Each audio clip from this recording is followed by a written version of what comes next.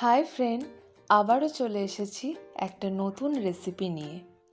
আজ চলে এসেছি Indo Chinese recipe chilli fish.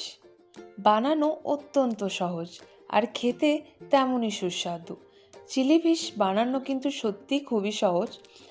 আর এই রেসিপিটি লাঞ্চ, ডিনার, রুটি, পরোটা, চাইনিজ ফ্রায়েড রাইস যে কোনোর সাথে কিন্তু খুব ভালোই যায়। আর বাড়িতে কীভাবে রেস্টুরেন্টের স্বাদের মতো বানানো যায় সেটাই দেখে নিন। এখানে আমি নিয়ে নিয়েছি ভেটকি মাছের ফিলে, প্রায় 300 গ্রাম মতো আছে। চেষ্টা করবেন ভেটকি মাছের গায়ে যেন একটু কাঁটা না থাকে, কাঁটা থাকলে কিন্তু চিলি ফিশ খেতে ভালো লাগে না। তারপর মাছগুলো আমরা এইভাবে ছোট ছোট পিস করে কেটে নিচ্ছি। খুব একটা বড় পিস করার দরকার নেই, এরকম ছোট ছোট পিস করলেই হবে। আমি এদিকে সব মাছগুলো ওই রকম ছোট ছোট কিউব করে কেটে নিয়েছি। এদিকে আর একটা বোল নিয়ে নিয়েছি, তাতে মাছগুলো দিয়ে আমাদের কিছু ম্যারিনেশন করে নিতে হবে। তার জন্য অবশ্যই লাগছে আদা, রসুন, লঙ্কার একটা পেস্ট। ঝালটা আপনাদের স্বাদ অনুযায়ী দেবেন, তবে খুব বেশি ঝাল দেওয়ার দরকার নেই। তারপর দিয়ে দিচ্ছি 1 টেবিল চামচ রিফাইন্ড অয়েল, স্বাদ মতো নুন, আর লাগছে গোলমরিচ গুঁড়ো, আর দিয়ে দিচ্ছি হাফ পাতিলেবুর রস। পাতিলেবু না থাকলে আপনারা এখানে ভিনিগারও দিতে পারেন। তারপর হাত দিয়ে মাছগুলো ভালোভাবে ম্যারিনেশন করে রেখে দিতে হবে। সব মাছগুলোর গায়ে যেন মশলা লাগে সেইভাবে ম্যারিনেশন করে প্রায় 15 মিনিট রেখে দেব। এদিকে আমাদের কিছু ভেজিটেবল লাগবে, তার জন্য এখানে নিয়ে নিয়েছি পেঁয়াজগুলো আমরা এইভাবে কিউব করে কেটে নিয়েছি। আর লাগছে ক্যাপসিকামগুলো এইভাবে কেটে নিয়েছি। আর লাগছে লঙ্কাটা অবশ্যই আপনাদের স্বাদ অনুযায়ী। আর এদিকে লাগছে রসুন কুচি, আদা কুচি। রসুন আদা ফাইনলি চপ করে নিতে হবে। এদিকে লাগছে স্প্রিং অনিয়ন বা পেঁয়াজ পাতা। এদিকে আমি 4টে শুকনো লঙ্কাকে প্রায় 1 ঘন্টা আগে ভিজিয়ে রেখেছিলাম। হাতে কম সময় থাকলে গরম জলে ভিজিয়ে দেবেন। এটারও একটা স্মুথ পেস্ট তৈরি করে নিতে হবে, দেখুন ঠিক এইভাবে। তারপর সেকেন্ড ম্যারিনেশন করে নিতে হবে মাছটাকে। তার জন্য লাগছে 2 টেবিল চামচ কর্নফ্লাওয়ার, আর লাগছে 1.5 টেবিল চামচ ময়দা। কর্নফ্লাওয়ার, ময়দা, আর অবশ্যই লাগছে একটা ডিম। এই 3টে উপকরণ দিয়ে, কর্নফ্লাওয়ার, ময়দা আর ডিম, এই 3টে উপকরণ দিয়ে মাছটাকে ভালোভাবে ম্যারিনেশন করে নিতে হবে। এই ম্যারিনেশনটা করার পর 2 থেকে 3 মিনিট রেখে দিতে হবে। আপনাদের হাতে সময় থাকলে আরও কিছুক্ষণ রেখে দিতে পারেন। 2 থেকে 3 মিনিট রাখলেই হয়ে যাবে। এদিকে আমি একটা গ্যাসে ফ্রাইং প্যান বসিয়ে দিয়েছি, তাতে দিয়ে দিচ্ছি হাফ কাপ রিফাইন্ড অয়েল। তেলটা একটু বেশি ব্যবহার করব, কারণ মাছটাকে আমাদের এপিট ওপিট করে ভালোভাবে ভেজে নিতে হবে। দেখুন এইভাবে একটা করে মাছ আমরা তেলের মধ্যে দিয়ে দিচ্ছি।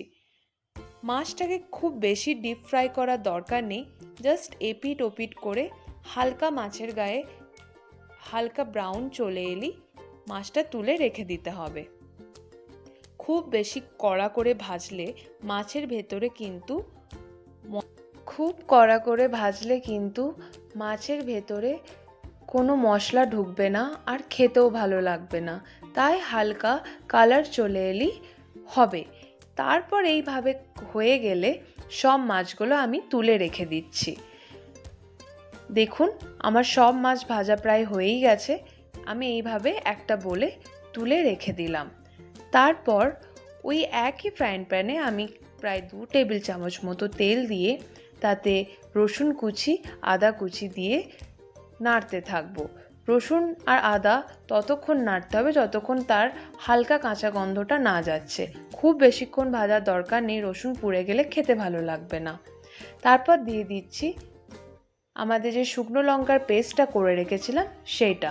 এটা দিয়েও কিছুক্ষণ নাড়তে হবে, লঙ্কার যে কাঁচা গন্ধটা সেটা যেন চলে যায়।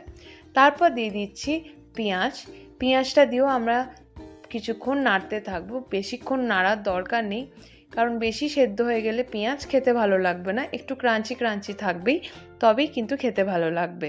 তারপর দিয়ে দিচ্ছি ক্যাপসিকাম, আর দিয়ে দিচ্ছি স্বাদ অনুযায়ী কাঁচা লঙ্কা। এটা দিয়েও আমরা কিছুক্ষণ নাড়তে থাকবো। তারপর যেই মাছগুলো আমরা ভেজে তুলে রেখেছিলাম সেই মাছগুলো দিয়ে দিলাম। সেই মাছগুলো দেওয়ার পরও কিছুক্ষণ আমাদের নাড়তে হবে।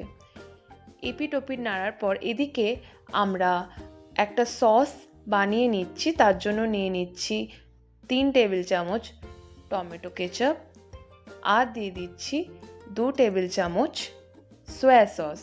চেষ্টা করবেন ডার্ক সয়া সসটা থাকলে সেটা নেওয়ার।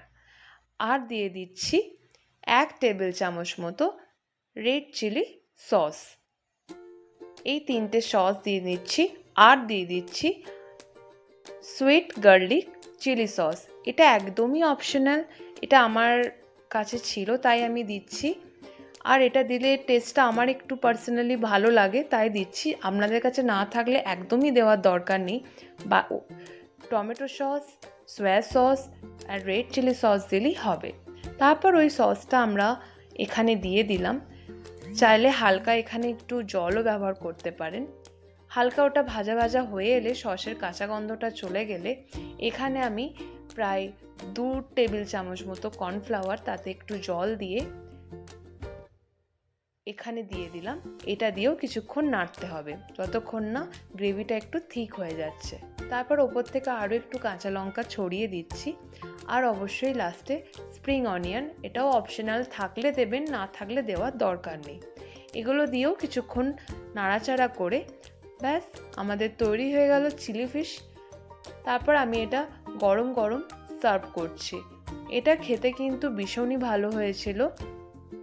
আপনারাও ট্রাই করবেন, এইভাবে খেয়ে দেখবেন। আর একটু গার্নিশের জন্য দিয়ে দিলাম সাদা তিল, আর অবশ্যই একটু ওপর থেকে ছড়িয়ে দিলাম স্প্রিং অনিয়ন। ব্যাস দেখুন বাড়িতেই কীভাবে সহজভাবে তৈরি হয়ে গেল চিলি ফিশ। হলো তো রেস্টুরেন্টের মতো।